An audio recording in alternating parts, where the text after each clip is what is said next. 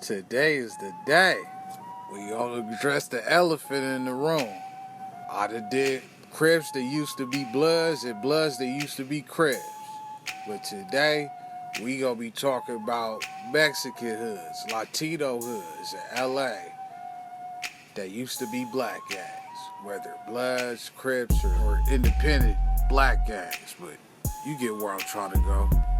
It's Worldwide Wiggins here on S.WigginsTV. I do have some commentary on the subject, but I'm gonna wait till the end. Quick disclaimer, bro, no disrespect to the, Mexicans out there. This is just for, history lesson. Just, where we can learn from. Don't get the tripping out here, bro. Alright, so let's discuss these Latino hoods that used to be black hoods, man. Let's get down to it. Number one, the posers. In the days of the PTSD crews era, you had the losers, the mobsters, the KODs, the KWS, NBT, and many more. But you also had another crew called the posers. The posers started off as a PTSD crew with the T for the tagger aspect, but would get into it with other crews like the KODs and gangs like the Inglewood 13. And I heard about it having beef with another hood called the Venice Suicidal. But apparently, somewhere down the line, they end up turning Posers 13. Tracy, a Latino gang from the original Posers crew. Now, if you're not familiar with the Posers, they hood is not too far from the LAX. So the word is, they original members was black, or at least most of them, and they was out there doing their thing. But then they reputables start going to jail. Then they later made the decision to put the 13 on it. Trust it. Posers 13. I got a funny story about the Posers, bro. I was interviewing this dude. He told me he was from Posers, but he was black. But this was for like the crew days, the PTSD crew days. So after, we did a part 1, part 2, part 3. But after part 3, I get a phone call from the Posers 13. But they was sounding like black, and I was confused. They was like, hey, that dude is not from the set, bro. We don't know him. But and as I continue speaking to them, they was like, yeah, we black, but we Southsiders. Yeah, and they told me to tap in with him, but it had been so long, man. I gotta log in with him. That'll be a hell of an interview, but I for sure spoke to him, for sure. They a Latino gang with a lot of blacks in it. All right, next. You got the Little Mobsters 13. All right, now, back in the days, it was a large influx of gangs that moved into Hawthorne back in the 80s and 90s. I even heard a rumor, which I don't know how true it is, so don't quote me on this one. But online, people saying the Hawthorne Little Watts 13, which is a Latino gang in Hawthorne, if you can't tell, they say they allegedly got their name because a lot of them migrated from Watts. On the east side of South LA. Like I said, I don't know how true it is. But today we focusing on another Latino gang in Hawthorne called the Little Mobsters 13. Now, if you're not familiar, they located on 147th Street near Chadron Avenue. Now, this is all alleged, but it has been a long time rumor that they used to be a Crip gang back in the day. But later, put the 13 on it and became a Latino gang. Southside. Yup. Alright, moving along. I spoke on this one before, but it don't hurt, because you guys don't be paying attention no way. But shout to R2, my boy. The Pueblos, one of the oldest and reputable blood gangs over there in the Pueblo del Rio projects on the east side, Low Bottoms. Back in the days, before they beef, they had a real close-knit relationship with the 38th Street, a Latino gang of the Low Bottoms. And the 38th Street is no joke, bro. Super reputable. You talking about traditionally reputable, bro. But anyway, one of the G's, like my boy was telling me, Ardos, one of the G's from Pueblos was saying back in the days, the 38th Street was so close with the Pueblo, they started something called the Chico Bloods. Okay, so they didn't necessarily start off as the Chico Bloods, but I just thought it was a honorable mention. So if you gonna quote me right. But they had some things called the Chico Bloods. I hope y'all end up squashing y'all thing, man, you know. But we gotta double back, man. We got some more content, man. You know, we need to knock down. I'll let your boy.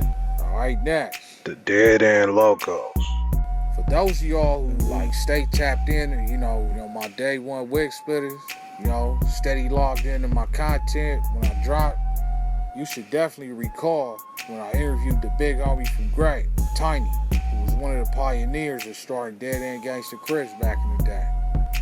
If you didn't know, Dead End Gangsta Crips is a big Crip gang in the San Fernando Valley with multiple locations in Reseda and Northridge, if I'm not mistaken. They even in other places too. I just forgot the other one. And Dead End Gangsters is now a part of the 3-Pack Alliance with Wissit and OVG. In our interview, Tiny let it be known they had a Dead End posse out in Whittier, a lot of Mexican members. But eventually, they had to conform to the Latino politics. Check it out.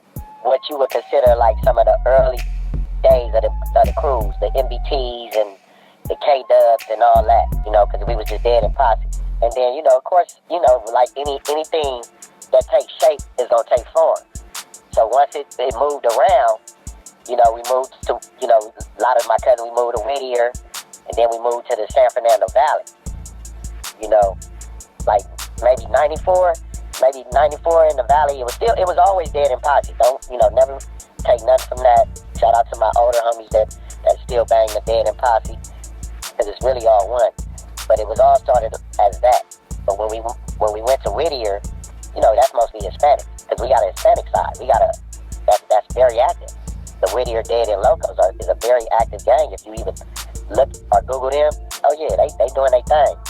But we all started up under that Dead End Posse, you know, banner. But once, you know, like most gangs, like I said, once they warp into other things, you know, they gonna take on the 13 or Blood or Crip. You know, you can't just stay Aussie or gangster for long. So the Whittier side, they dropped the P, they added, you know, the Locos to it. Dang what they is, they still the homies. Yeah, so in a nutshell, you know what I'm saying, the Dead End Posse, before they put the 13, they was really with the blacks. For sure. Next, you got the Pacoima Vaughn Street 13. Yo, shouts out to the Vaughn Streets, man. A reputable gang. I'm definitely hearing some reputable things. All right. One of their relatives hollered at me, and he let me know, you know, they used to be called the Pacoima Vaughn Street Mafia Blood. That's what he said. Did you know that? Okay, so if it's wrong, let me know. But, you know, so he said certain, you know, that some of them used to push that back in the day. Now, see, the word is, in the Valley, back in the days, the blacks and Mexicans was real cool. And they was steady hanging together, you know, kicking it. Even my boy, one of the G's from 2Ps told me that. But as it pertains to Vaughn Street, you know, the politics kicked in and they was like, okay, you guys need to embrace your Latino culture, bro. You can't be pushing Bloods or none of that. You gotta put the 13 on it. And you know how that goes. They end up becoming the Vaughn Street 13. All right, that's what I heard. That's what one of they peoples told me. You guys welcome on the show. I'll let you boy. My number's in my bio.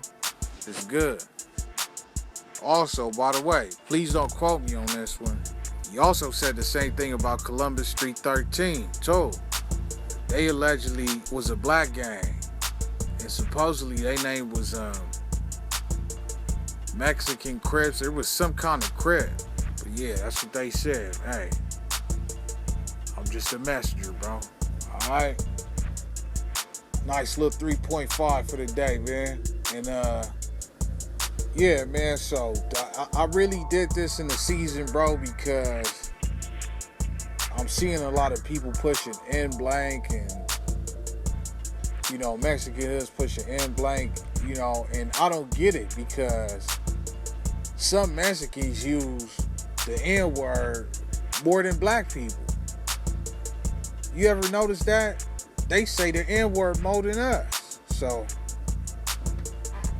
this just goes to show you that You guys with us, bro. You guys with our culture, bro. You guys rap like us. You know? So, keep it a buck, bro. And it goes hand in hand. You know, we adopted our dress code from y'all. You know what I'm saying? The Charlie Browns, the Ben Davis, what's it called? Khaki suits or whatever, or the Pendletons. Yeah, we adopted the dress code from y'all. You know what I'm saying? We borrowed from each other, bro. So it shouldn't be no end blank or nothing. If you got beef with a certain black hood, that's on y'all. You feel me? Don't push no end blank because you got beef with them. You got beef with them. You know what I'm saying? So just keep it a buck, bro. But yeah, man, Joyce 3.5/pound for the day, man. Make sure you like, comment, share, subscribe. We getting back on, man. And I'll let your boy. I'm gone. Worldwide Wiggins.